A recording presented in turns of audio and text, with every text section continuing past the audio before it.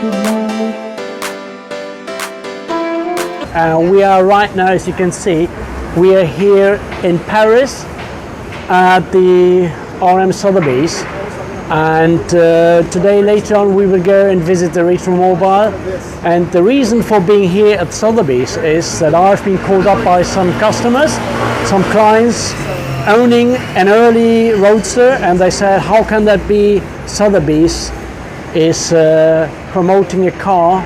Sotheby's is offering a car for sale in auction, which is a white OBL, and the estimate is 180 to 200,000 euro. So my customers are worried about, is the market dropped or collapsing? We're going to find out what's behind that figure. Either it is a marketing strategy or the idea to attract more customers, or is it just because the car is not as good as we might think? So we will try to find out today, and stay tuned for the video.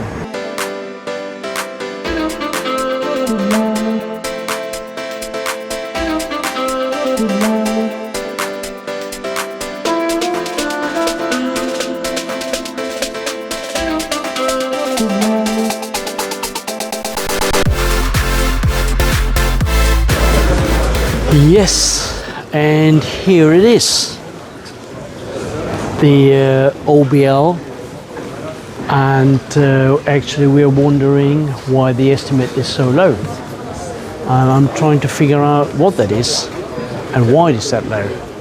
We obviously see it is an OBL, you see that here, and I can already see, well, that is a reproduction thing, but it's I'm wondering why the estimate is 180 to 200.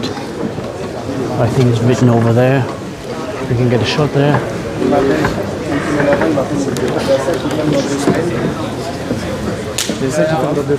So this is car number 256, if I remember correctly. It looks brilliant, very, very shiny, and what I can already see, as probably most of you can see, there's a lot of parts which are not original anymore, and you can already see the louvers. They are welded in, but they have the later shape. You can see this is about half, and the original louvers, they had about 2/3 and 1/3 the flat bit. So that is an aftermarket thing, and I haven't seen the rubbers around here. That is something, I mean, it looks good, but it's not original. The screws are they're slotted, that is original again, but I haven't seen the rubber going around here. These should only have the horizontal markings lines here. So these are things probably what reduce the value of the car. And the other things, you have the shiny screws here, it's aftermarket screws. It's all these little bits and bobs that makes a real good car a lot more expensive, I would say. It has the blue filler cap here, but this is aftermarket, should be black sleeves on here. It's not the original wind plate. And these are all things, I know, I see the logo, and I think that cam cover is definitely from CMC. So I don't know if they have restored it in the condition it is. And so it's an aftermarket reproduction header tank. It has the original style modern radiator. Let me see the wiper, if that is. Let me see what date is on here. It says 61, 261, so that is a rare bit. Can't really tell with the light here. Don't know if that is re-stamped. Or I've seen others with the Lucas logo on it. I don't see it here. I like the cloth wrapped. That is the original style. The original ones, the early ones, they finished here. So this is a later model. They have the recess in the door chrome panel. Here you see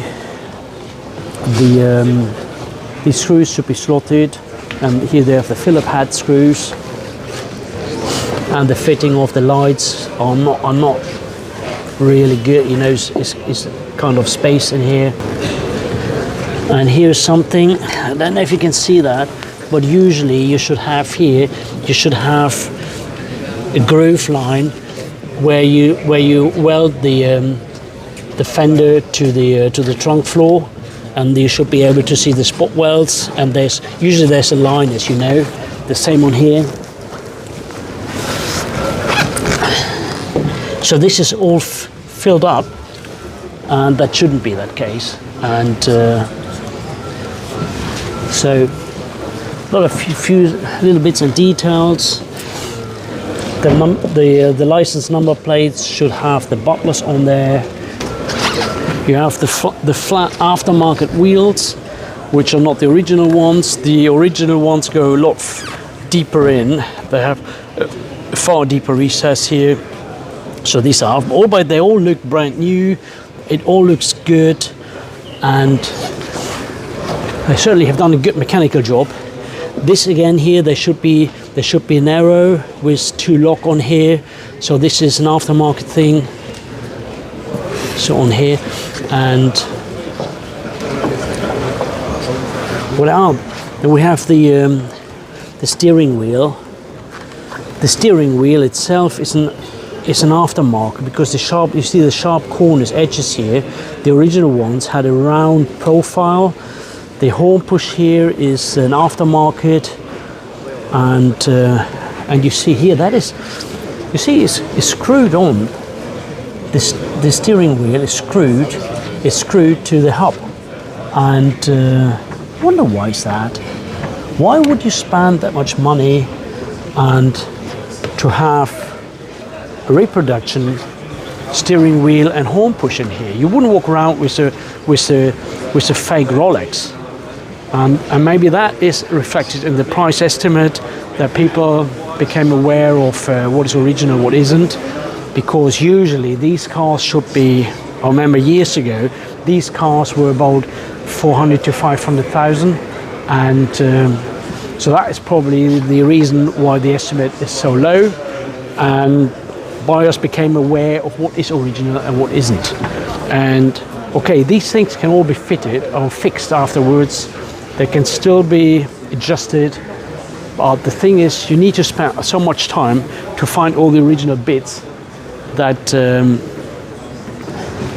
is a big job in the end. You can restore a car within a year or 1.5 years, but to find the missing parts is the challenge. And in the engine bay, you see a lot of other things which are not correct.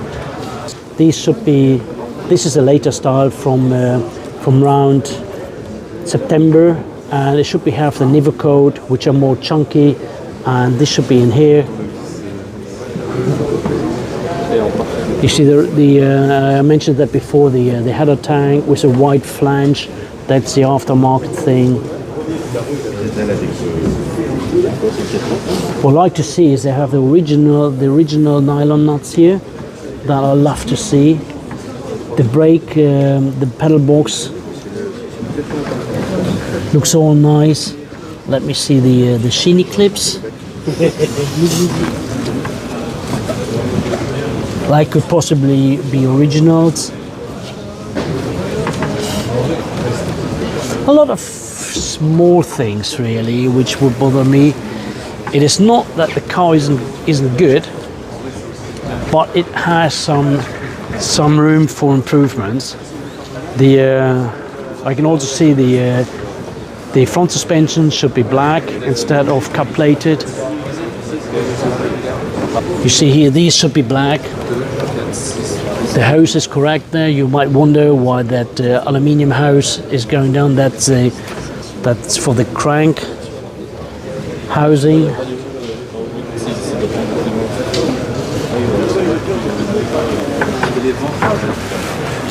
If you zoom in here, this one is a later one, and there should be a spacer in between here, and this is for the later one.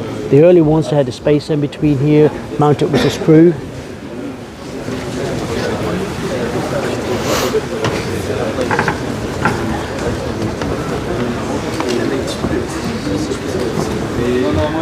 And you see here, these look like, you see this one here, this is a tape, and that is this is an aftermarket, rather cheap aftermarket reproduction latch, and that tape probably is that it doesn't open and close all the time.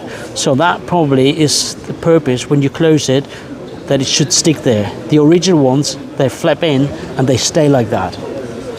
It is all, I know I'm a bit picky, but all the small things making up one big, and for me that is a reason why certain cars which have been sold some years ago for 400, 500,000 and now only get an estimate of 200. So there is a job to improve things. I don't know if you can add the original louvers in here, or if you would start with it, but today almost everyone knows these are not the original ones. You see a few more bits which aren't original and easy to replace any day. You see here the cigar lighter is not the original. It should be Smith's one. The dotted aluminum dash is a reproduction one. It's very hard to find the original ones. The dash legend is an aftermarket one, and the gear knob is an aftermarket one. This is an aftermarket one. So, but that can be replaced with originals. And it seems that the seat runners are not the originals, and so there's a car which looks pretty nice.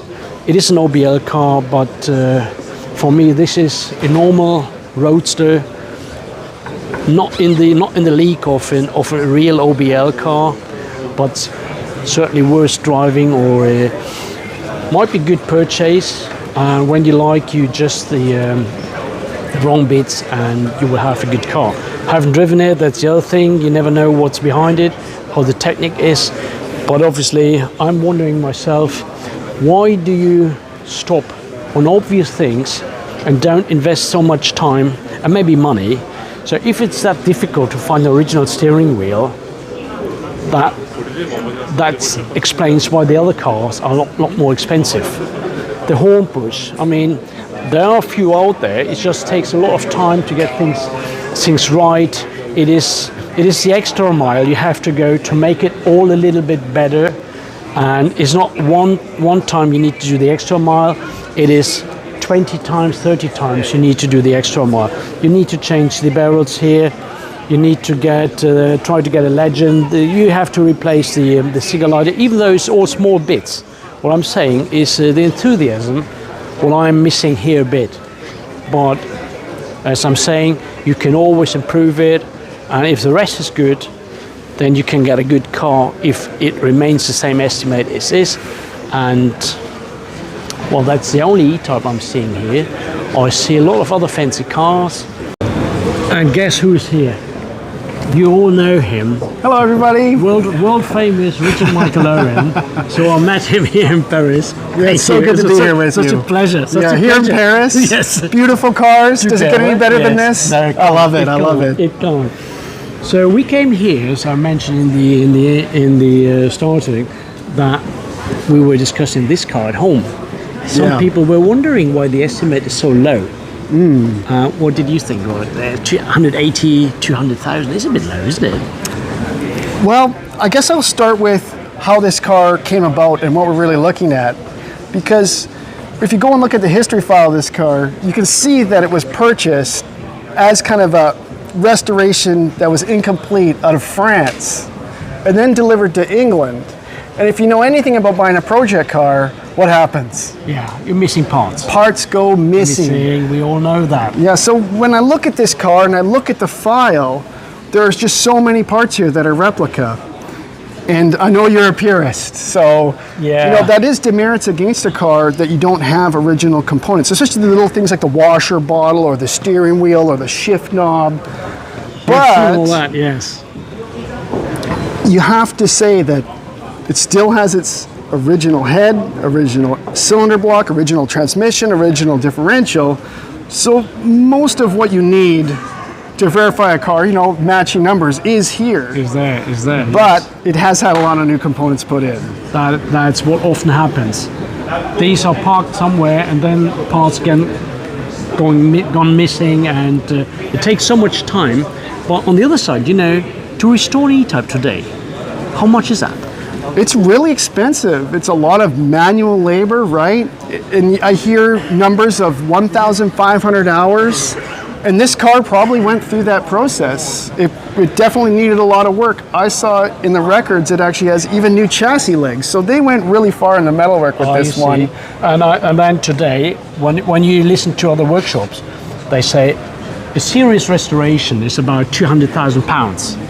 So £200,000 just for the restoration, if you want to have it done properly. Plus you have to add the car. That's right. That never comes for free, and OBL never comes for free.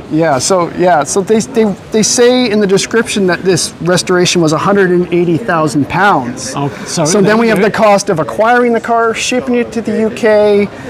It adds up, and probably the owner is losing their lunch on this car.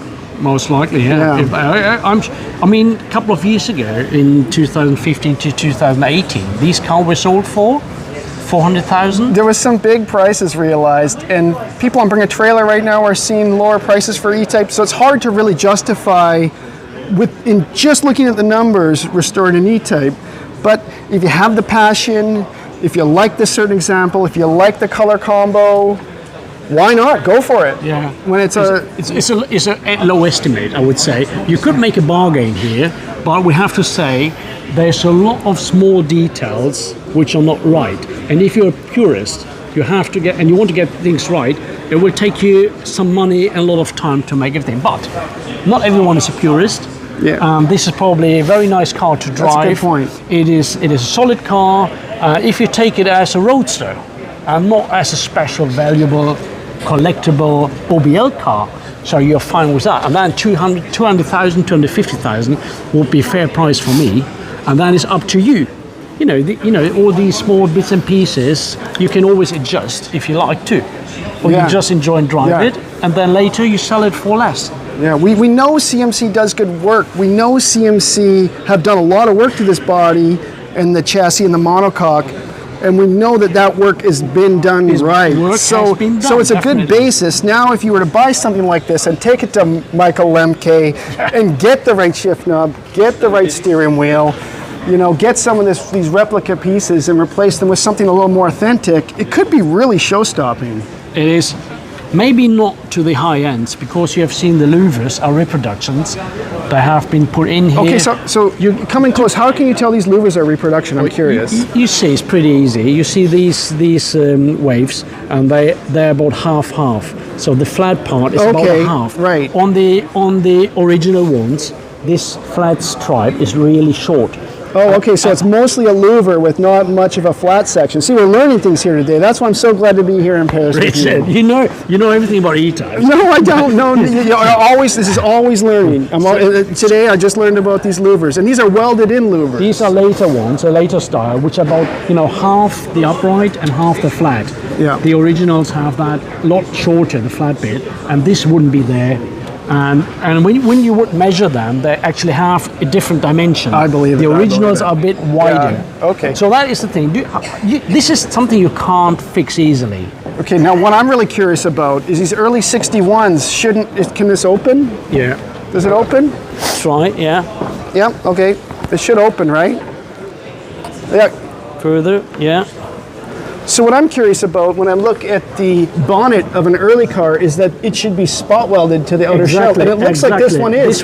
This one is. I can see these spot welds in here. Sorry, the camera's not going to be able to capture this, but I can see the spot welds holding these inner panels to the outside shell, and that's the way only these early cars were. So that's correct. That is correct. And that impresses me. That means you don't have to go backwards and redo any metalwork to make this car really 100 points. With this one, yes. That is also hard to get. And the later ones, they're glued in.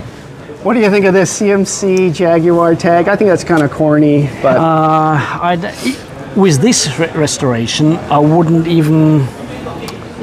It's kind of like have put it slapping on. it's like putting my signature on it. Another thing I don't like that really demerits it for me is the original chassis tag. Is that the original one? It's not. Yeah, That's later. I would never buy a car without an original chassis tag, and that's just my preference. Yeah, and you see the bolts? I mean, that's Yeah, okay, that's so, me. All so the if Jana small comes in wheels, here, you can see here, we have Chinese bolts putting together this British Yeah, car, and that's a big yeah. no-no.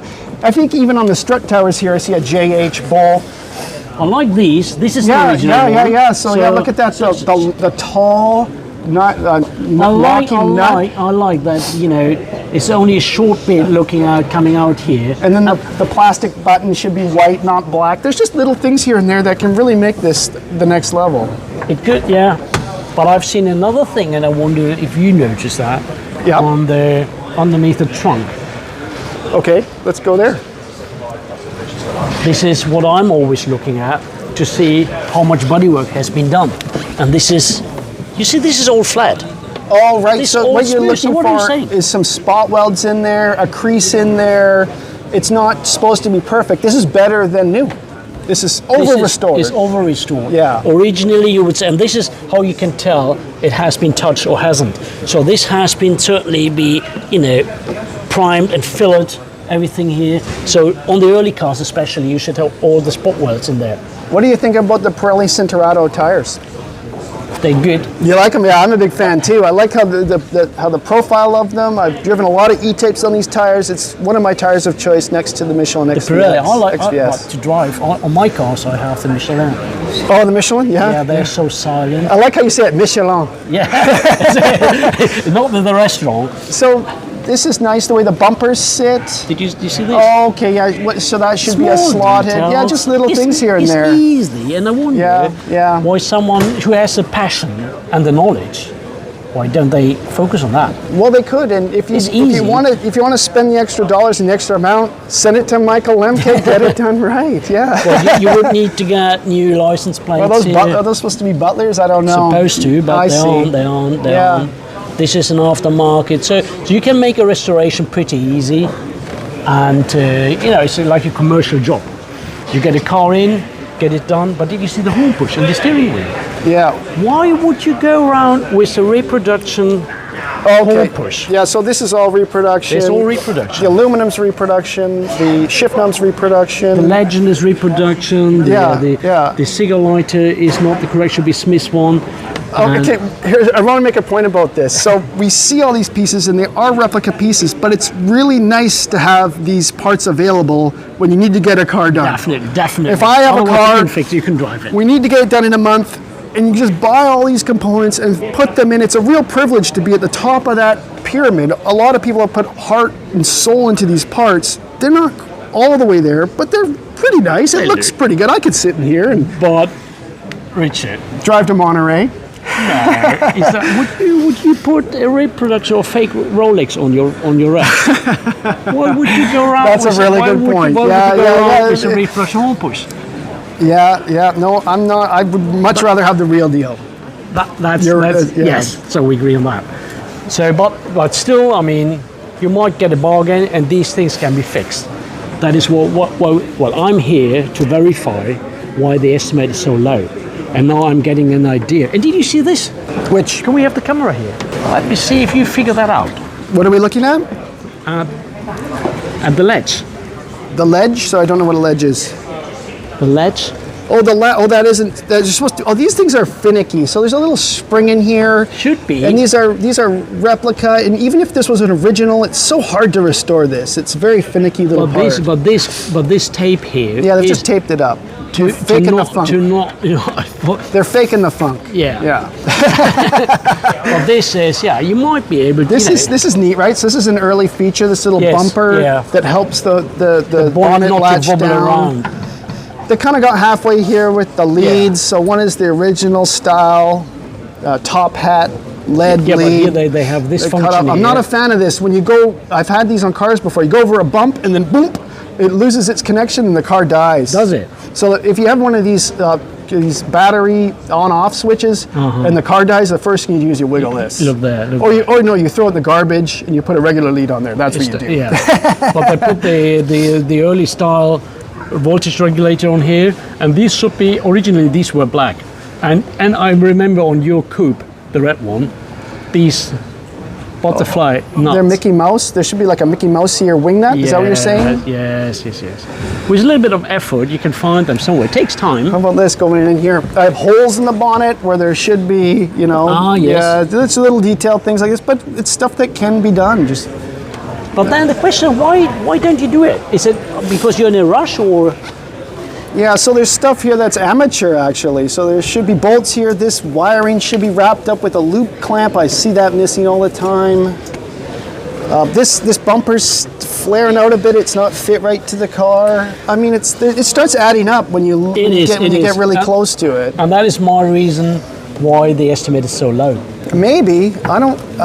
I've seen restored cars which were a lot better, where it was hard to find, you know, a single thing. Yeah. Yeah, I agree. But yeah. here it just jumps into your eyes. But you know, if we close the bonnet now, it's pretty stiff, and then you just get an overall look of the car. Like let's come back on it now. Let's look at this thing from 10 feet. It's a bit flat in the front. What an amazing looking car! Like, that is just so spectacular. I'm so in love with the E-Type and everything it has to offer. And here it is in Paris. Great car. Wonderful. I love it. I still love it.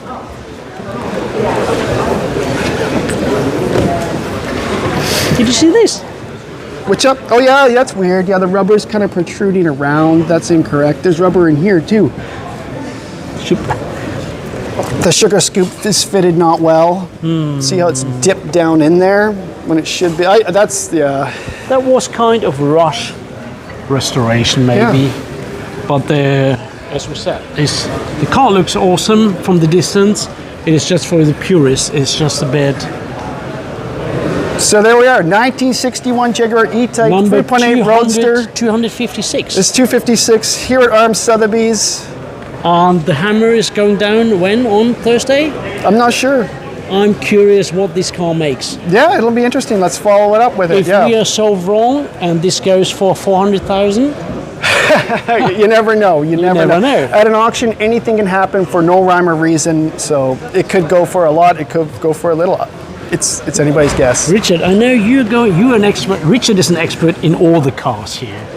Some cars I haven't seen really. Some, you know, you tell me something about every car here. What do you mean? They're all wonderful. I was here, a very interesting event at Sotheby's in Paris.